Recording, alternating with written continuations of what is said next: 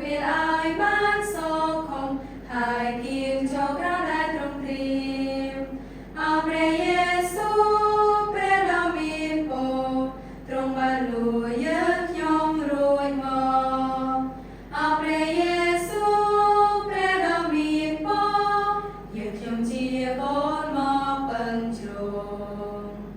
យើងខ្ញុំជាបងជារបស់ព្រះអង្គពិតសូមការពារយើងខ្ញុំតាមផ្លូវឲ្យបានជាវិបាកដោយទ្រង់គង់នៅចិត្តបាទតើសូមកែឲ្យត្រឹមត្រូវអោព្រះយេស៊ូវព្រះដ៏មានពរសូមស្ដាប់ពាក្យយើងខ្ញុំក្រាបទូលអោព្រះយេស៊ូវព្រះដ៏មានពរយើងខ្ញុំនឹងតាមព្រះបន្ទូល